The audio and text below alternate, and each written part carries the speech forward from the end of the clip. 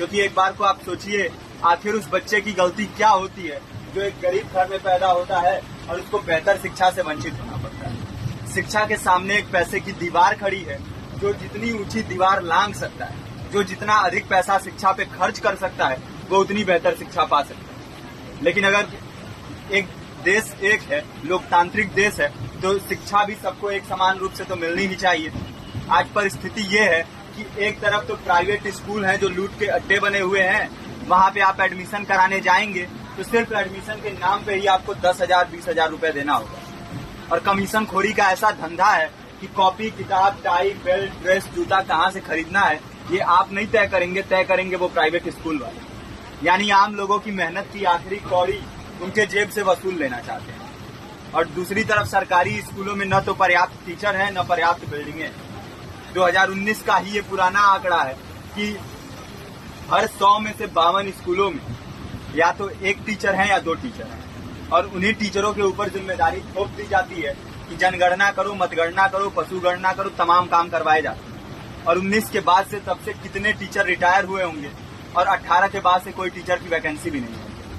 आप खुद भी सोच सकते हैं ये परिस्थिति और कितनी बिगड़ी हो। इसीलिए हम लोग ये मांग उठा रहे हैं, चाहे कोई राष्ट्रपति का बच्चा हो या किसी मजदूर का, सबको शिक्षा एक समान मिलनी चाहिए और निःशुल्क रूप से मिलनी चाहिए। प्रेमचंद ने अपने दौर में भी कहा था कि एक सभ्य समाज में ऊंची से ऊंची तालीम मुफ्त होनी चाहिए और इसका पूरा खर्च गवर्नमेंट को उठाना चाहिए, क्योंकि हमारे देश को फौज से ज्यादा आवश्यकता तालीम की। और शिक्षा से जुड़ता हुआ ही दूसरा मुद्दा हम लोग उठा रहे हैं।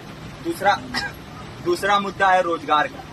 रोजगार की परिस्थिति ये है कि आज सरकारी सेक्टर हो या प्राइवेट, सब कुछ ठेका संविदा के हवाले किया जा रहा है। परमानेंट नौकरियां लगातार घटाई जा रही है। इसी रेलवे में 1995 के आसपास लगभग 18.5 लाख कर्मचारी काम करते थे, लेकिन आज उनकी संख्या 12 लाख है। आप खुद भी सोच सकते हैं कितने बड़े पैमाने पे परमानेंट पदों को घटाया जा रहा है। और आज आलम ये है, एक तरफ लाखों पद खाली पड़े हैं, फिर भी कोई वैकेंसी नहीं निकलती। जो वैकेंसियां निकलती हैं उनमें भ्रष्टाचार होता है, पेपर लीक हो जाते हैं। RO, UP police, BPSC, SSC, CGL, ऐसे तमाम पेपर लीक हो चुके हैं, आप लोग भी जानते ही। अभी नीट की धांधली में ये पता चला कि एक एक पेपर 30 लाख से 50-50 लाख रुपए में बेचा गया। हम और आप तो ये पैसा नहीं दे सकते। पूरी की पूरी कारस्तानी सरकार, प्रशासन, शिक्षा माफियाओं की होती है। और भुगतता कौन है? आम घरों के लोग, जो लोग सालों साल तैयारी करते हैं, दिन भर में 10-10 घंटे, 12-12 घंटे पढ़ते हैं। और इतनी कड़ी मेहनत के बाद, सालों साल की मेहनत के बाद उनके हाथ लगती है तो सिर्फ हताशा, निराशा, अवसाद। बहुत से छात्र नौजवान जो इस बेबसी में, इस डिप्रेशन में नहीं जी पाते, आत्महत्या तक के कदम उठा लेते हैं। लेकिन ये देश की विडंबना है कि टीवी चैनल, अखबार, मीडिया, नेता, मंत्रियों के लिए कहीं ये कोई मुद्दा नहीं है। उनके लिए मुद्दे हैं तो जाति, धर्म, रंग, नस्ल, अगड़ा पिछड़ा। आज जब पूरी परिस्थिति इतनी भयावह है तो ये जरूरी है कि लोगों के बीच में जाया जाए, लोगों को संगठित किया जाए और एकजुट किया जाए।